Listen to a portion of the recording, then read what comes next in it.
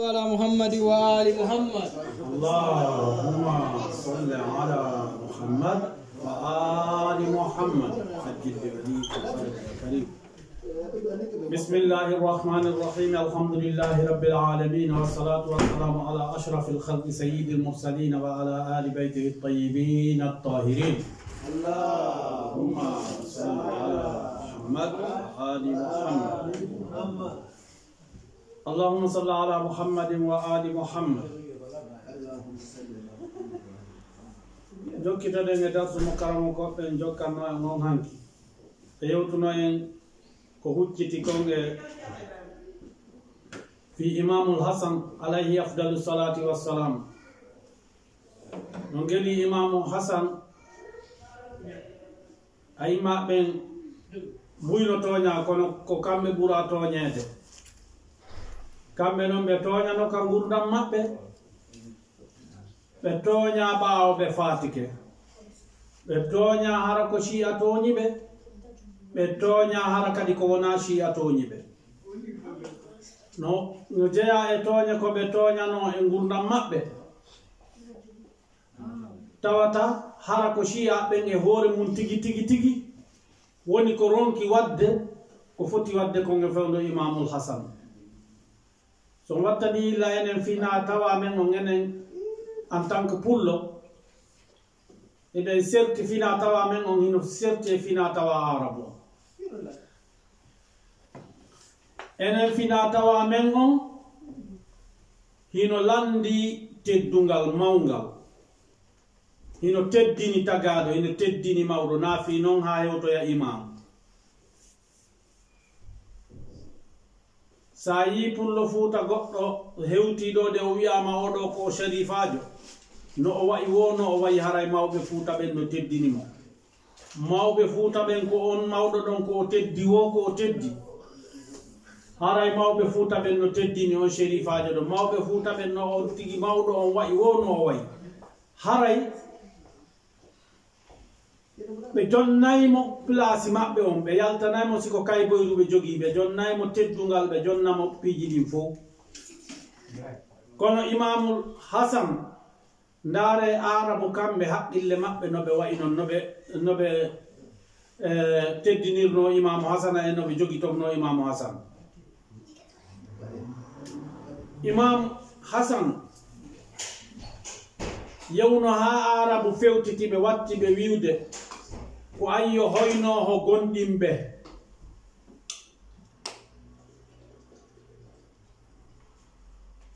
ko ayyo hoynayɗo gonɗimɓe. piiji ɗan ɓe fawi e hoore imamul hasan ɗi annduɗa ko piiji hawniɗi hulɓiniɗi. ɓe askintinna e makko o jombi rewɓe buy o acciti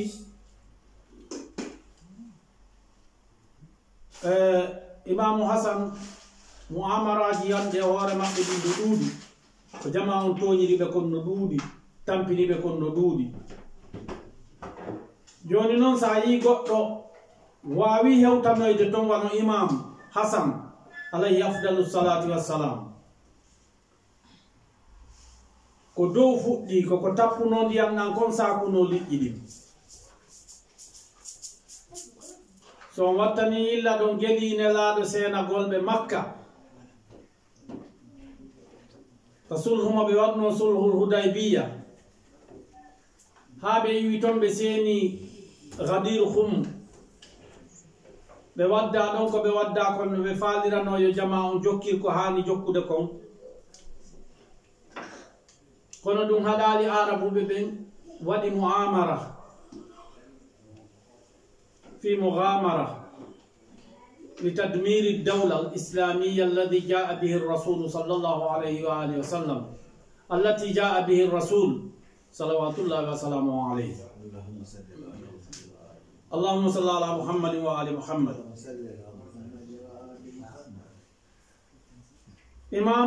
إمام الحسن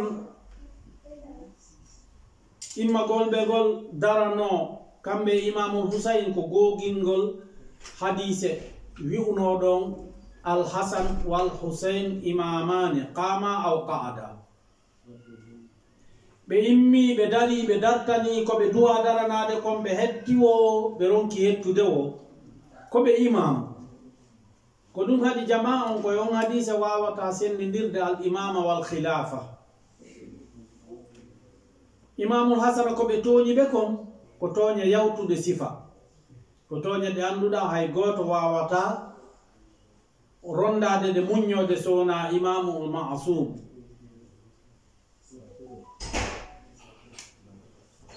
wiwɗen shiya ɓen e hoore mum ɓe dari ɓe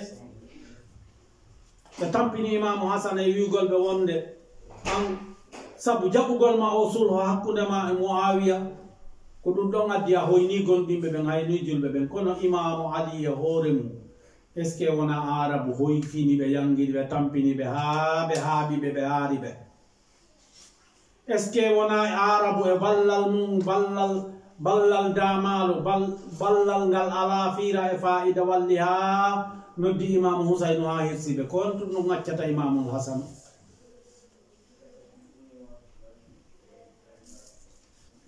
ko ɗum so on wattani yilla e o mondu fewdiɗo ɗo arabu kamɓe ko yo ɓe wona e tun taaɓe ɓe on tamatu bo ɓe yittira e ɓawo jama on tun ko on ɗum no waɗi ɗum ɓe jaɓali iwtirde ɓawo ɓe nelaɗo wi yo iwtire ɓawo mum ɓen ko ɗum soñji ɓe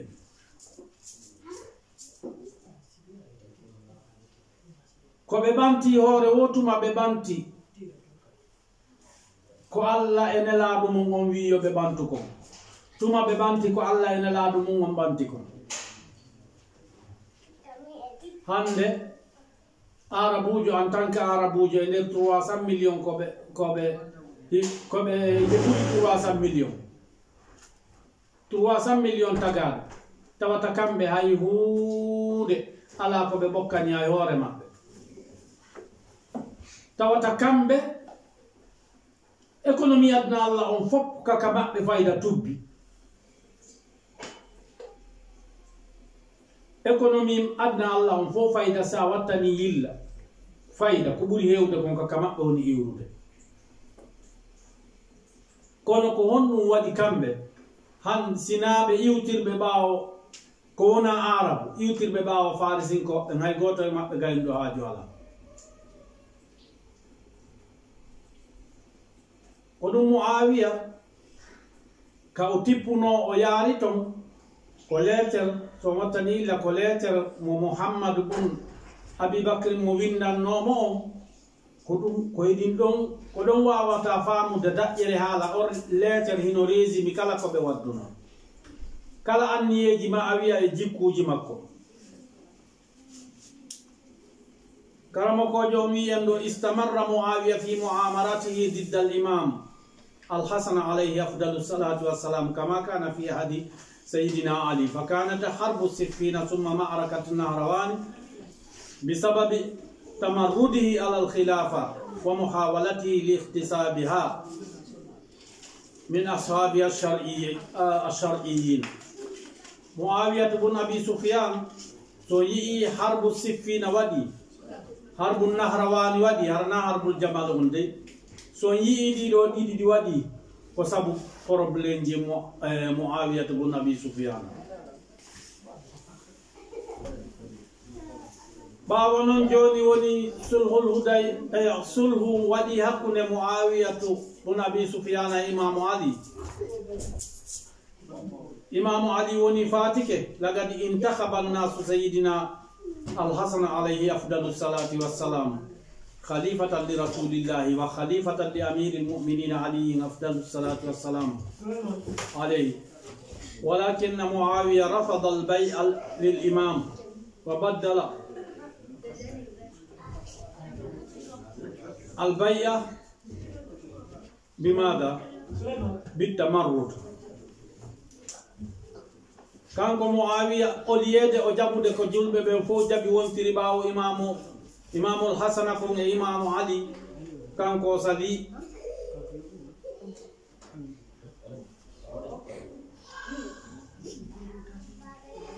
ودون ودي hande kadi o jooɗi e nelugol yimɓe waɗa service secret ƴetta yeena yimɓe mbuuɗi fiyoɓe yalto e ɗoftare imamul hasan lam yatasahama al imam alayhi salam fi muwajahati muamarati muawiya bal amara bi idami al jawasis ثم بعث برسالة إلى معاوية يحذره فيها من الاستمرار في انحرافه وتمرده على الشرعية. إمام الحسن عليه أفضل الصلاة والسلام بفامي complot di Muawiya wonno wadde ɗi fof eko ɓe wonno imminde kon service secret ji maɓɓe ɗin wara ɓe waɗa muamara contre Imamul Hasan. ɗum e ɗum Imamul Hasan rentinimo ƴetti letter windanimo kono ɗum e ɗum yiltalimo honnum no jeeya e ko ɓe windanno amma ba'd fa innaka dasasta ila rijali ka annaka tuhibbu liqa'a la shakka fi dhalika fatawaqqa'ahu insha Allah.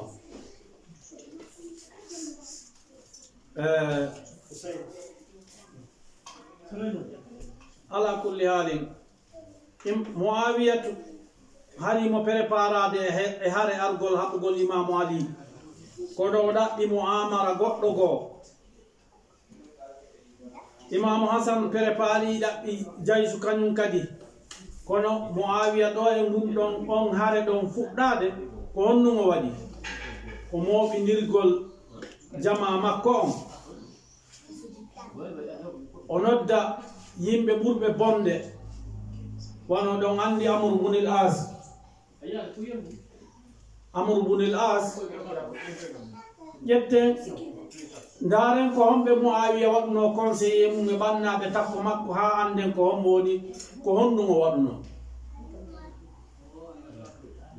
ƴetten joni hay sen woɗɗinali ƴetten Amr ibn al-As tum ko hombo wonno nene bonnugol gere on harbu siffina hakkude Imamu Ali e Muawiya ko hombo wonno jonnunoɗo Muawiya on conseiller bonɗo ko wawata dartinde shi'atu aliyin ko honnumo waɗi ko Amr ibn al-As o landino inni ene Amru ko honɗum wiwɗa joni noon a yi ariɗo ha hewti Imamu Ali joni ɓe wondi ɓen waway en woni ko honno gerdeten fiye en wawu dartade. O wi yeye ɗon andi ko watten ɓeɓe jokkuɓe Imamu Ali ko yimɓe ɓe anduɗa hino ne'ira l'islam no ne'ira dina tarbawiya ara ko tarbiya islamiya mahda ɓe anda fenade ɓe anda ɗayne ɓe anda politique si a natiraɗiɓe ɗon a wawayɓe ɗulle ko honɗum ƴettu Qur'ana on towna inna joni hakkiren ni yimɓe buymayi teɗen Muawiya e Imamu Ali joni acciren ni geron ko watten joni waɗen pottinen Imamu Ali pottinen Muawiya ñawiren Qur'ana on ɓe inni ɓe haldi o inni mo a addi feere moƴƴere ko nden noon feere watten joni ɓe ari ɓe ƴetti Qur'anaje ɗen ɓe towni yeeso jama on ɓe inni inil hukmu illa lillahi ɓe ƴetti aya Qur'ana goo ɓe huutori ngol sembol maɓɓe ɓe inni koyo ɓe yeeto jama on inil hukmu illa lillahi ɓe ɓanta Qur'anaje ɗen ɓe waɗa ni. Imamu Ali yeƴƴiti inni ɓe inni Ibnu Abbas a yi ko ɓe waɗi kon. Imamu Ali wi joni accumi yeeto jama o ɓe iwtirɓe ɓawo men ɗo ko yimɓe ɓe anduɗa ko hakkille ɗen no fanni. O wiiɓe hada qur'anun samitun ko Qur'ana deƴƴuɗeni wa anal qur'anun natif wata on jaɓu koɓe wolta kon ko min woni Qur'ana haaloho on ibara fotuɗo anal qur'anun natif al qur'ana haaloho on Qur'ana jaka ko ɗiɗi ko Qur'anu samitun oɗo e Qur'anun natif on ndaare ko honto ndaare jogodirgol nelaɗo e ɓe ngura maɓɓe nden e qur'ana ndaare no ɗum yaadiri aicha landano ko honɗum woni jikku nelaɗo o wi qur'ana hulɓuhu ko qur'ana woni jikku nelaɗo ndaare noon imamu ali kamɓe kadi ɓe wi'a ɓe ɓantoɓe towna honɗuɓe yeeto jama on anal qur'anum naatigu ko min woni qur'ana wowloho on wona hay mufassiru ɓe wi ndaare tawasunu hakkude muɗum nelaɗo maaki ɓe haɓidi e jama on fii yo qur'ana jippo e tabita an kadi ali a haɓiday e jama on fii ta'wilil qur'ana ça veut dire tafsirul qur'ana ko ɗum wiyete ta'wilul qur'ana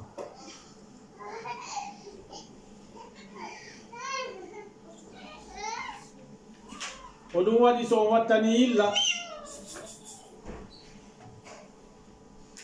sayi imamu ali wi nden ñande kamɓe woni qur'anu naate ko innahuma lan yaftariqa lan istimal kalimat lan fi lugha al arabiyya wonande anduɓe langa arabu ɓen kamɓe janguɓe e fi littérature arabu on kamɓe ɓe andi koɓe nelaɗo hutori kon lan yaftariqa kanji ɗiɗi jogora sertugol ko on say muawiyatu bun abi sufyana noddi o wiyeteɗo amru bunil as fewjannoɗo ɗum ɗo muawiya kadi o inni joni ndaren ko onno gerdeten fiye en ɓortodir al imamul hasan alayhi afdalu salatu wassalam o wi joni ay yimɓe makko ɓelloyi on andi yafoɗon mi yalti e yewtere nden ko ɗum ɗa tum mi adduno ko fi amru bunil as wonɗen yewtude seeɗa waddi si e yewtude ɗiɗo yewtereji toɓɓe tati peti yo ni en fi amru bunil as jonnugol mo conseiller muawiya no o gerda fi contre imamu ali e immagol mo ɗon andi ko kanko kadi wonno hoore délégation yewnoɓe habasha éthiopie hande yewnoɓe habasha jokkitunoɓe kadi hombo kombo ɓe jokkituno ko jafaru tayyar jafar bun abi talibe kottirawo hombo koto imamu ali nene goto maɓɓe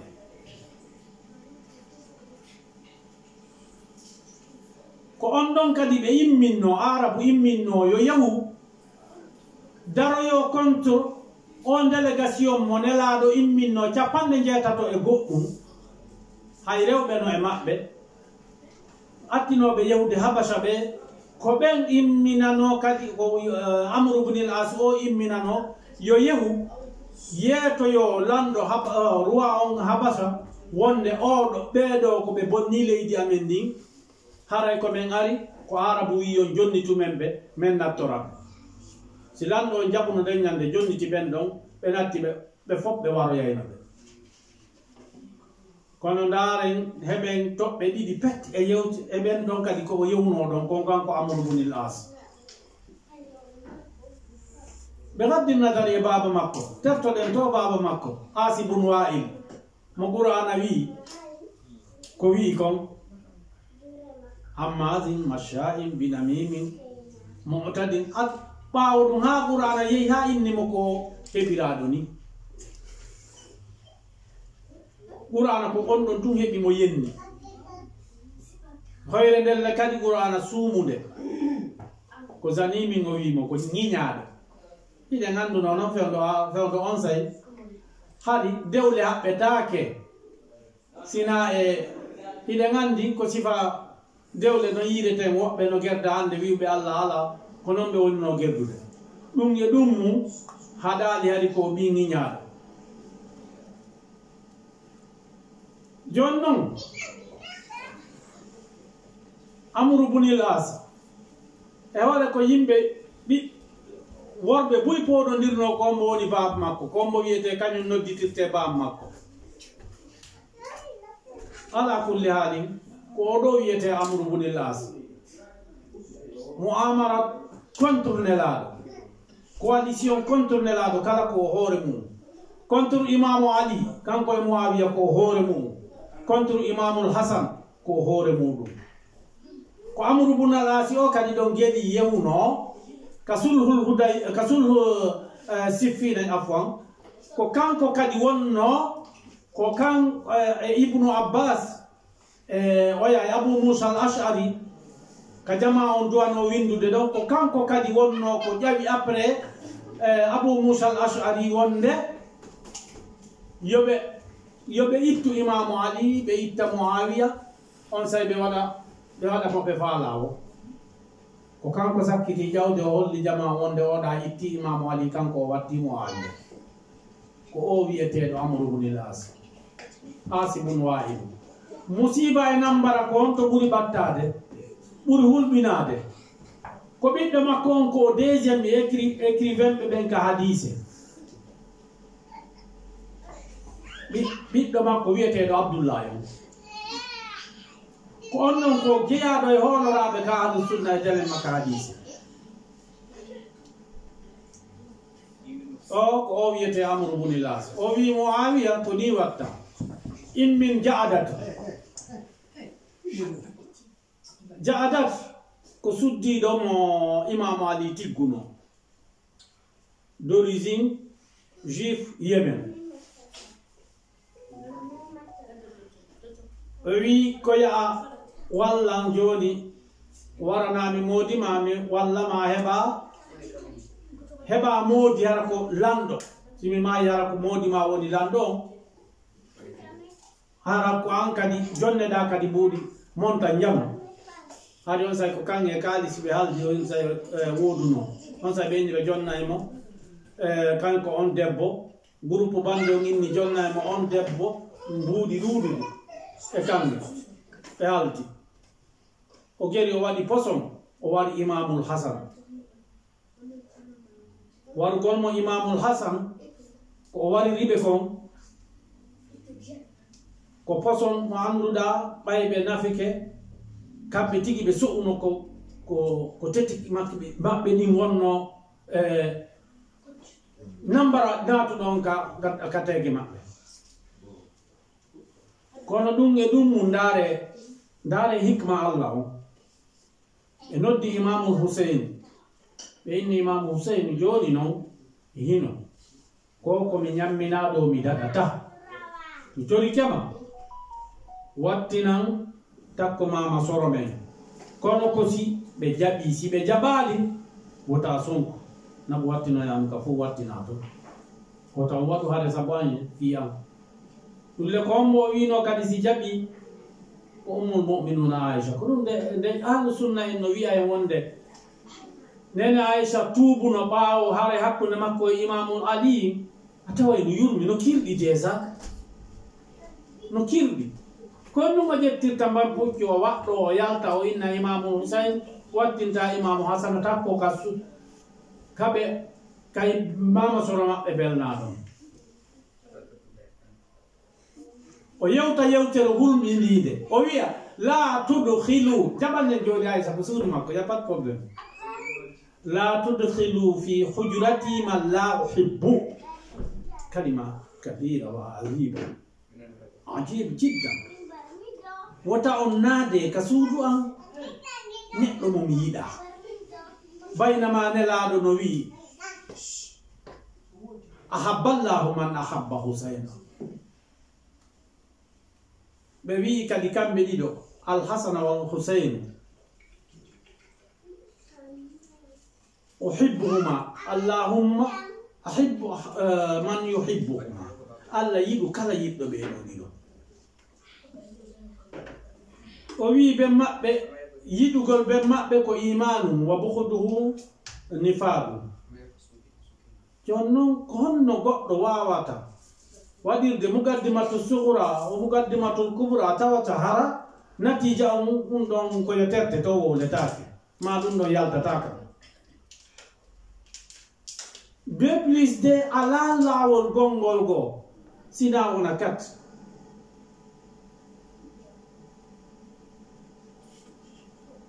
ko honɗum waɗi yiɗugol ɓe ko imanu angal yiɗugol ɓe ko nafigako tawata goɗɗo añay ɓeɗo oron ke wiide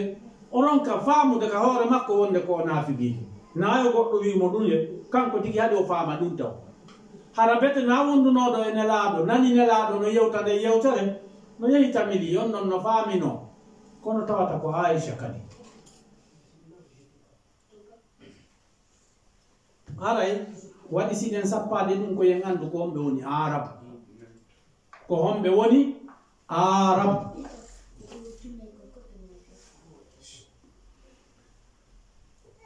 on sayi kanko Amru bunil Asi o ko o wonno ko fewjani Muawiya yoɓe ndaaru kamɓe ɗiɗo ko honno ɓe gerrata noon ɓe warira Imamul Hasan ɓe wari Imamu Hasan suddiɗo on wari Imamu Hasan nene Aisha sali o wat Imamu Hasan o wattine ka takko mama soro maɓɓe komi inni ɗo hikma Allah on no hawni nane ko nokkugo ndaare fi imamujo goto si yalti a sikkay oya jibbinaka taw hakke ko ananta fima Imamu Ali fewno gurdam maɓɓe ha ɓe faati min hari fewno mi ato mi jangude tariha tigi tigi mi yeɓɓito mi yurno min harla sikka Imamu Ali faati acci Imamu Hasana Imamu Husaini ko bobo hakke ko ananta fi maɓɓe ananta inde maɓɓe ananta hadise maɓɓe ananta fi maɓɓe no yewte hayde woto ko ɗum Imamu Husaini kadi jaka ko wongol ɓe ka ley ɗowdi imamujo maɓɓe on ben maɓɓe ko ɗum haɗinana hito maɓɓe Imamu Husaini kadi ko ɗum ananta hito maɓɓe anana halifi maɓɓe ananta yewtere maɓɓe ananta kut magala hay fus ha Imamu Hasana faati ɓay Imamu Husaini ɓantike kamɓe kadi ananata hito haala Imamu Ali Zeynul Abidin ha Imamu Husaini wara ko ñande Karbala histoire Imamu Ali Zeynul Abidin kañum kay ko yewtere maɓɓe kamɓe kay no neññande fuɗɗi wattana yilla ɗon fewno deññande haɗi Imamu Muhammadul Baqir alayhi afdalu salati wassalam geɗal Imamu Ali Zeynul Abidin on haɗi deññande o heeɓi duuɓi ɗiɗi ha duuɓi tati fayda si fewno Karbala kono kamɓe kadi ananta fi maɓɓe ɗon ha ñande Imam Ali Zeynul Abidin faati noon ko sigatumi dahabi ma sino woodi ko ɓuri ko wiyete dahabu arten ka Imamu Hasan e Muawiya yafoɗo Imamu Hasan laati ɓe wuuridi ɗon e yimɓe maɓɓe tawata almuɓɓe maɗum ɗowtunoɓe ben maɓɓe yangi ben maɓɓe tampini ben maɓɓe wuuridi e ben maɓɓe ha defi ben maɓɓe ɗi hareji ɗiɓe heɓi tawata ko ɓen ɗon kadi ɓe wuuridi e muɗum ko ɓen ɗon kadi ɓe wuuridi e muɗum nane mi wino suddiɗo o ɓay o wari Imamu Hasan o inni o nelno nelal yo fiyo Muawiya jonni tumo ko ɓe haaldi kon Muawiya tubun Abi Sufyan o landi suddiɗo on enen ko hombo de woni baba o mo warta o wi ko Imamu Ali o wi ko hombo on fotata baba o ala o wi ko hombo woni nene o mo warta o ko Imamu Hasan ko hombo fotata e on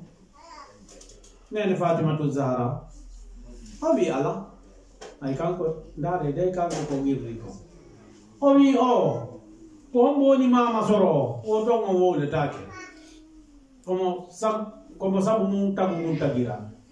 ko hombo woni pati o ko nene Khadija mo anduɗa sina sabu makko e jawdi makko l'islam dartano ko ene ko ɓiɗɗo on ɗon warata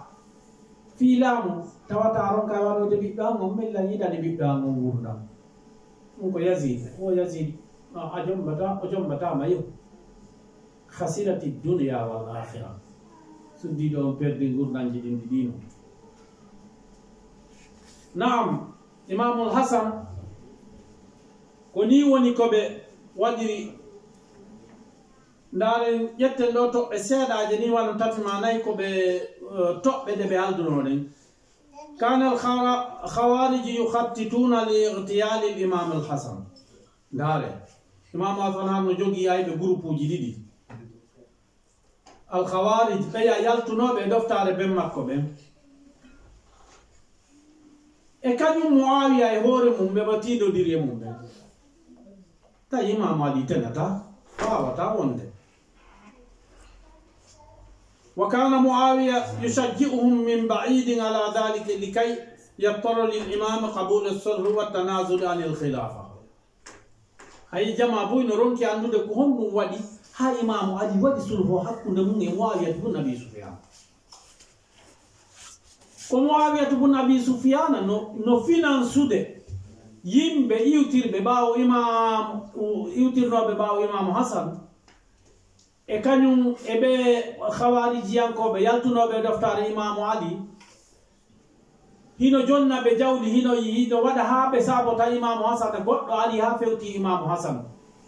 wiimo ya mudilla almuminina ko ayi hoynuɗo gonɗinɓe goɗɗo fewti imamu Hasan o tawi ko honɗum hande nden ñande ko honɗum ko ɗum ɗon pullo Fuuta wiyata hande ko mayde ɓuraninmi wuuru ko le hoore ndiɗo leydi si yehi ha yewtaniɗon goɗɗo nden ñande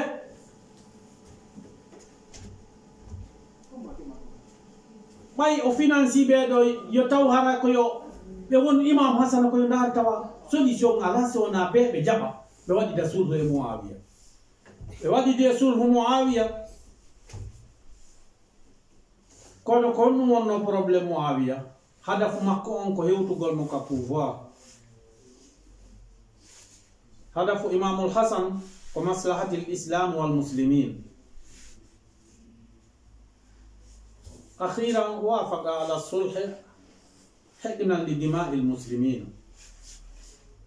ويكون جوني مجابي في وتغير وادو حاجما وره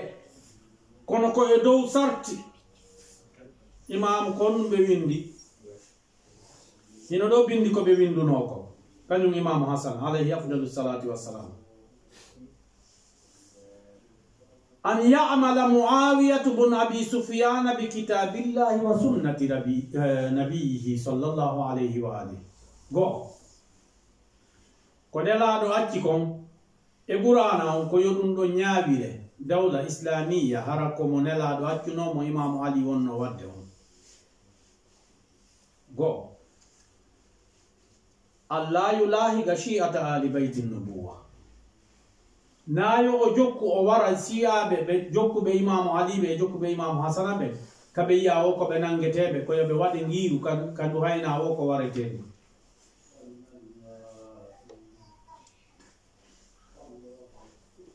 waɗo ɗon geli yimɓe ɓe o warnoɓen ɗon geli yimɓe ɓe o warnoɓen siritoɗe siyaɓe imamu Ali ɓen wa alla yasubba aw yashtuma aliya hari ɗum ɗo wotti sunna nde wonata kadi goo on yo ɓurana e deftere hadise on yo ñaawire wata iwtiri ɓaawo jokkugol siyaɓe e warirgolɓe goto goto ma nangugolɓe haɓɓa naɓa soka tammel mum hara yo ƴawgol yenna e gangunal yenna imamu Hasan imamu Ali huɗa ɓen ɗon yo ɗum ɗon kadi yo accu jakka hari no wadde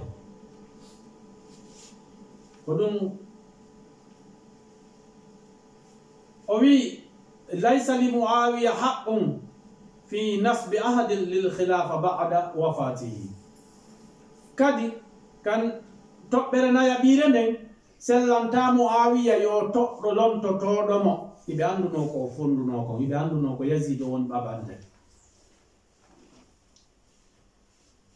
wa alla yad'u al-Hasan Muawiyah amiran lil mu'minina jawabun ɗum wota imamu Hasan noddirtamo amirul mu'minina de ko yo noddirmo khalifatu Abi Bakr ma khalifatu Umar ma khalifatu Usman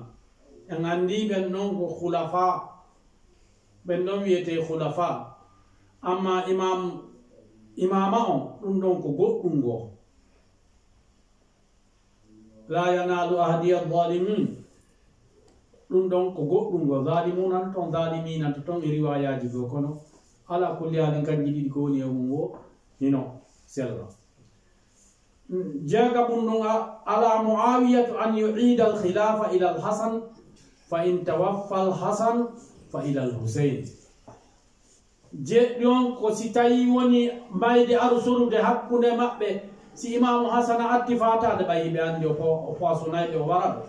koyo lontangal si Muawiya maayi koyo ngal artan imamu Husayn ko ɗum ɗo wonno ko ɓe haldi mi ala e yirtitade ko juuti e ko wanno ko nge ko wino ko ngiɗo geli ɗum no murimi ko honɗum kanko Muawiya o waɗi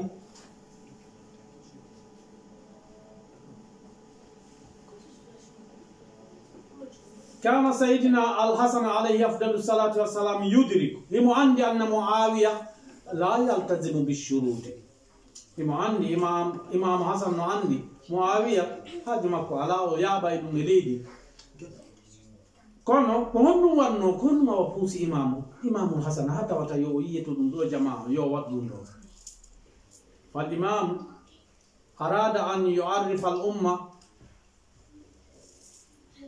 مفالا هولد جماعة بند نيا معاوية واسود مهنوغل halda ko haldida e wasude mo teddingol diina e ahadi on say sulhu on wada laati kanko non bayo sulhu on wadama fasahidal min bara wa khataba bin nas ga'ina inni ma gataltukum litasumu nane yewtere makko de o wi hay kono yimbe julbe kono yo yimbe julbe jodiibe hande wonbe ore do wiibe ko nelaado jokki maga taltukum mi piri da ka fi lama gollon litasumu fi on horu deja hidon horude aw tusallu ma fi on juul deja hidon juulde walakin la ata'ammara alaykum ko fi yo milamu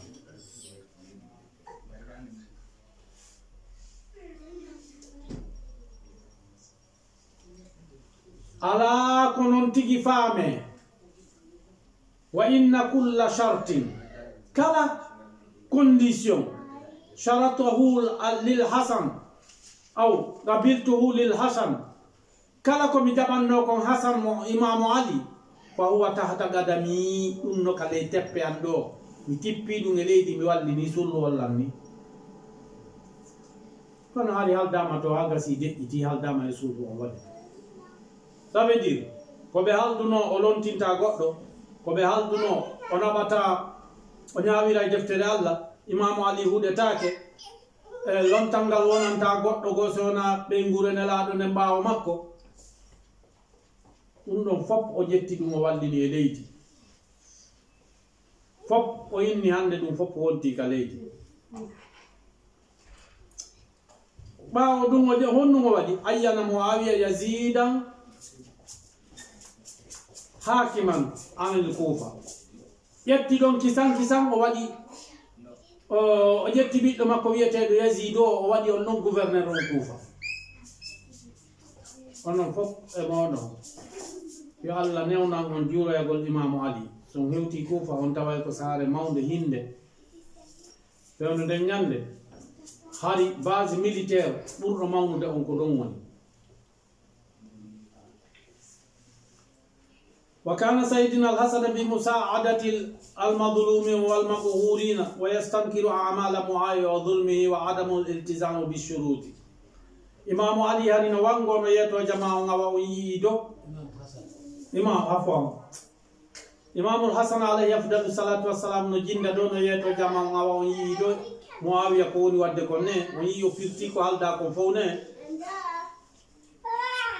hadi kanko ko ɗum woni himo haɓɓiti himo rewa rewetede fop fi darugol no o warira imamu hasan ha o jonni o debbo wiyete jaadat sonnajo imamu hasana on o jonni on ɗon poson o jonnimo o weɓitanimo jawdi no yewtirɗen non nane o jonnimo ha Allah ha wonki imamul hasana on soli e sabuɗe juuɗe o ɗo ha imamu hasana woni ko faati e o poson ɓe wattina madinatul munawwara ɓay o jonni imamu hasan ñamete hari ɓe hoori ɓe huntori on ɗon ko on ñamete woni ko taƴitte tekki maɓɓe ɗin ɓe faati inna lillahi wa inna ilayhi raji'un. Ɗum noon ko ñande nogay e jeetati lewru wiyete ndu onno sabburdu honno ko min param lewru wiyete ndu min param ɗum nogay e jeetati mayo koye ɗum ɗon woni on geli ɗiɗo lebbi hino jokkodiri koye nogay un mois kadi woni anniversaire avant nogay e jeetati adi noon ɗum ɗon ɗum wonno fatagol nelaɗo adino ɗum ɗon ɗum ko premier ndun kadi ndun du nelaɗo fatiye mum koye ndun kadi woni premier iwgol ɓe Makka senoɓe Madina fi hijra on andi ko ado ndun ɗon kadi e jombentere nden woni premier muɗum ha e sappo mayri woni ayyamil Husayn ɗi ɓe waraɗi lebbi ɗin hino jokkodiri